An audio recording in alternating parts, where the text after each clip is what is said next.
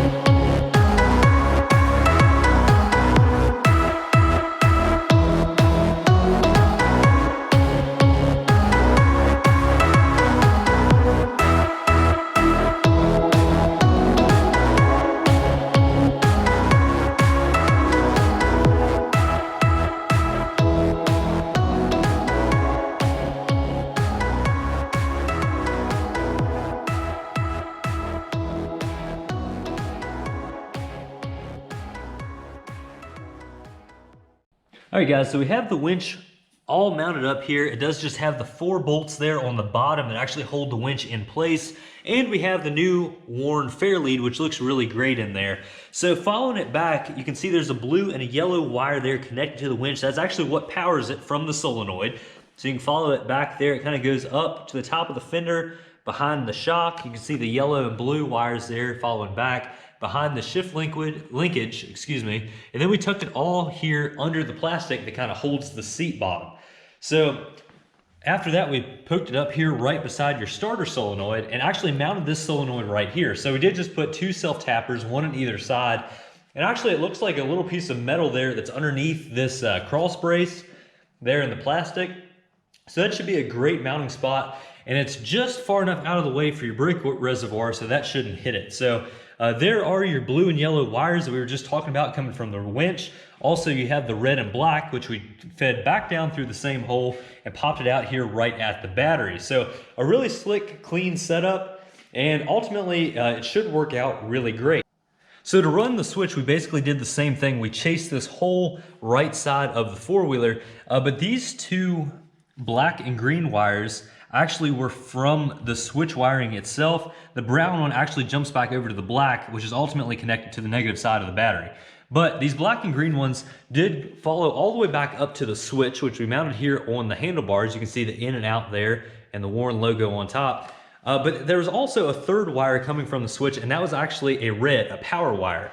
Now, we talked about this thing being pre-wired for a winch from the factory, and it turns out all that really means, or all that I've learned, is that connector right there. You might be able to see it there on the left side of the four-wheeler, right above your air intake. That little white connector had 2 wires going to it, and actually there were there was nothing that those two wires powered. So they did just come directly from the fuse box, and they only are hot when the four-wheeler is on, when it's either on accessory or the engine's powered up.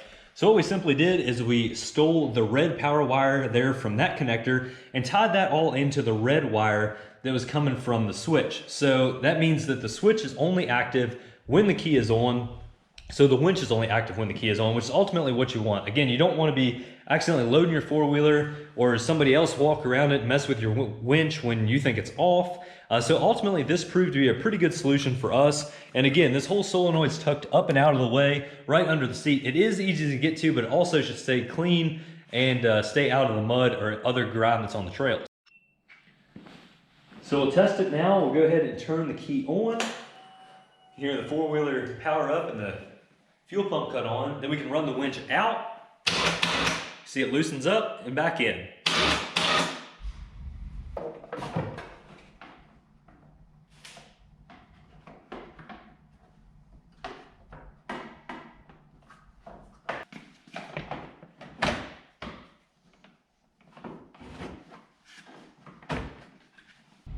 All right, guys, so we got everything buttoned back up here. You can see the winch is installed really cleanly, and you can get to the free spool lever also really easily or re-engage it.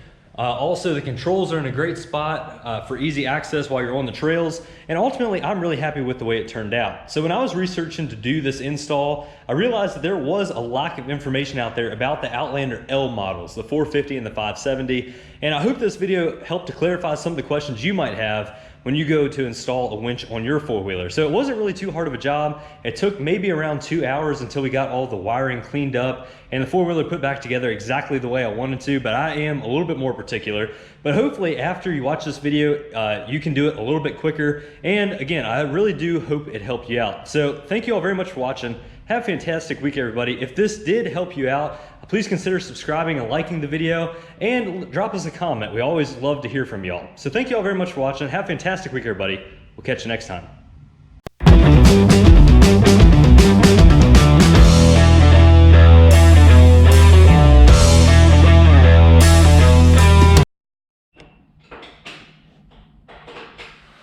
They said a very long time ago there'd be a man so brave that he'd one day take on the great solenoid. And that's you. That was me. And guess what? I tackled that son of a gun. You showed it who's boss. I showed it who's boss. That's right. You didn't. Ain't got nothing. Yeah, kick butt and take names later. That's what you did.